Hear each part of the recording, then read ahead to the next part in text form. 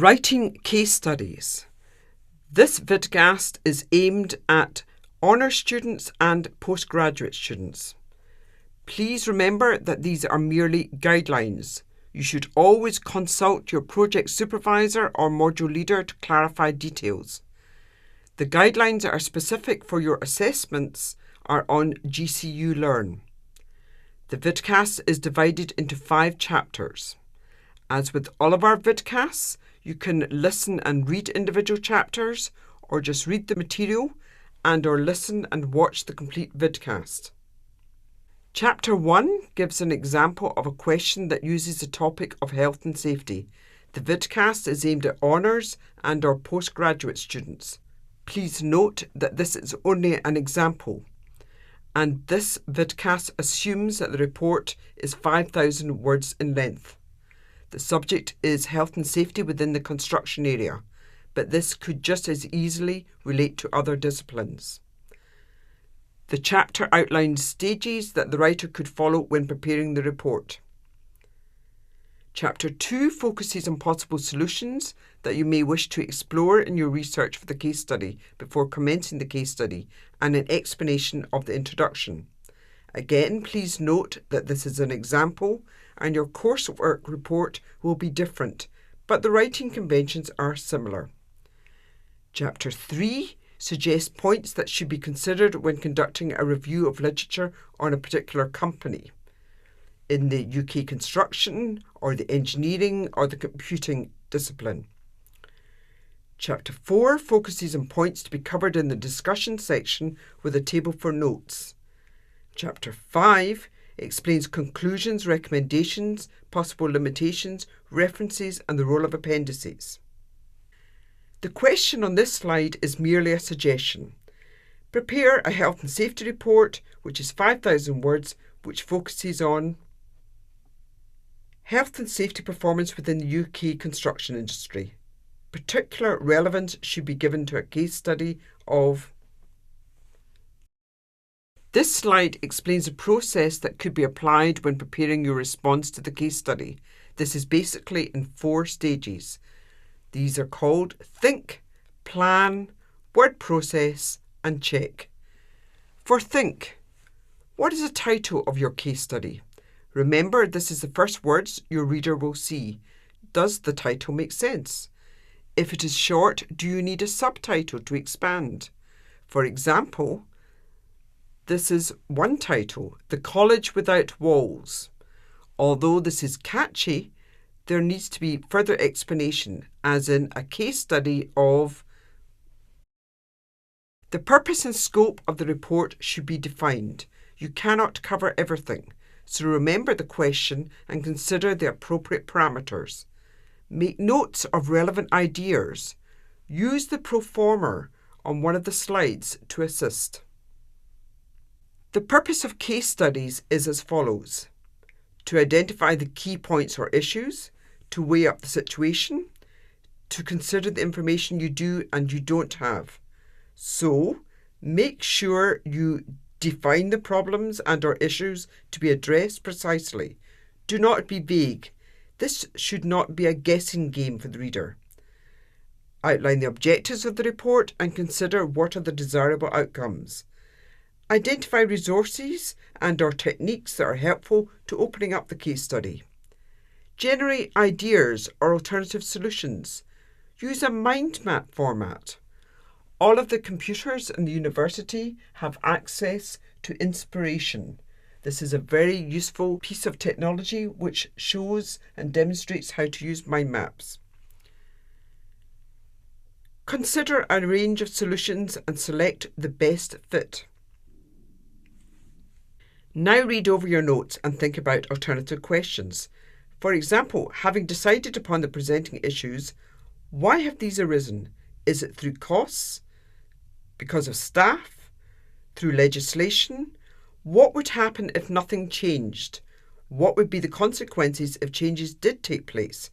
How long would this take? The introduction. The introduction is approximately 10% of the word count.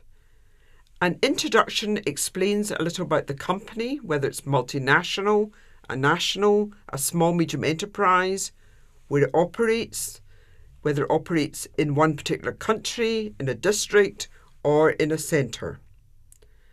The introduction explains the focus of the operations, whether it's railways, roads, shopping centres, etc.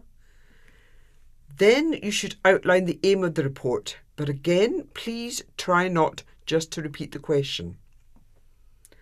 Outline the main issues that will be addressed and briefly state why these are of interest and support with references. What particular aspect of health and safety will be investigated? What is the time frame that is being considered? Are there any specific acts that need to be included? You may want to write this section later once you have completed the main section of the report. The next step in the introduction. This is really your rationale for undertaking the approach you have decided upon. The literature review. Remember to use the library website. There are links at the side of this slide. You can also request assistance from your link librarian. Their details are on the library website. Review literature covering health and safety in the selected industry. Use Google Scholar. Use Discover. Use specialist library pages and or specialist search engines in your discipline. If you are unclear, ask for an appointment with the academic link librarian. Consider the following when reading titles.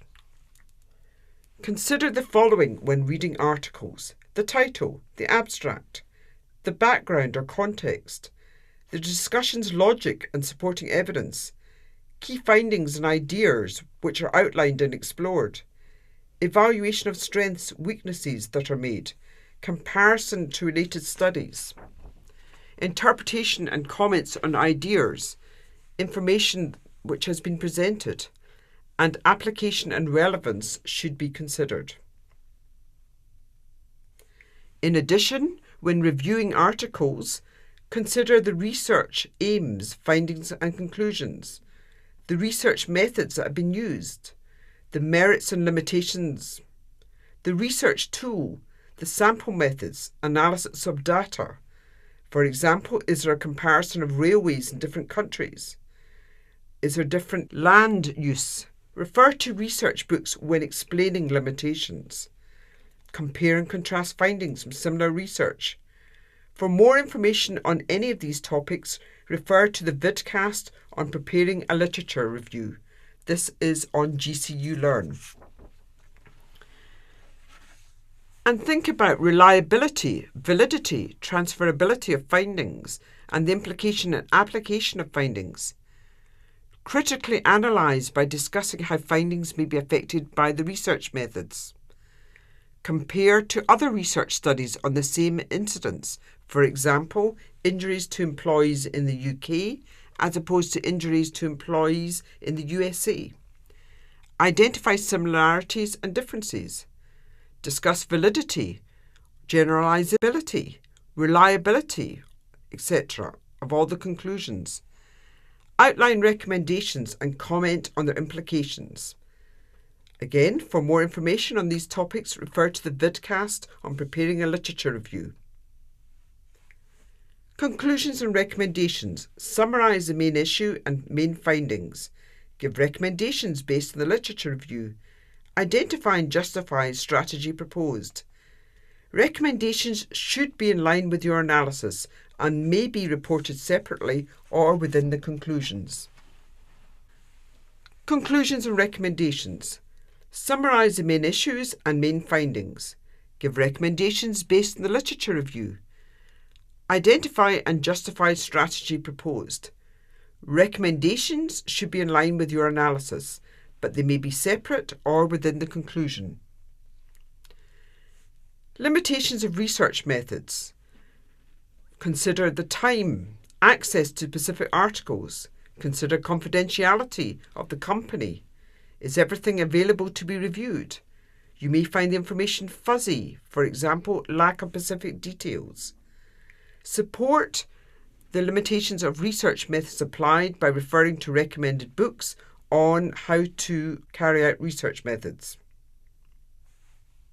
Appendices, bibliography and tables, etc. The appendices is a compilation of supplementary and illustrated material. Do not include items in the appendices that have not been referred to in the main report.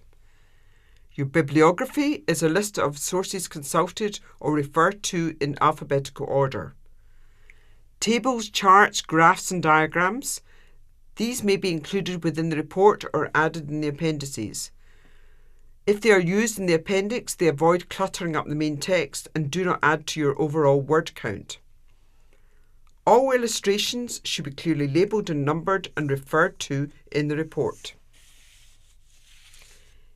If you wish more information about any aspect of academic writing or would like to discuss your coursework, please contact the Learning Development Centre in M534 on the 5th floor of the George Moore Building.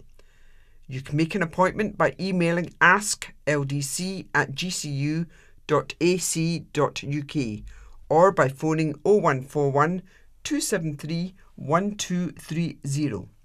If there is no one available to take your call, please leave your name and contact details and someone will get back to you. Alternatively, please pop in and see us in the LDC.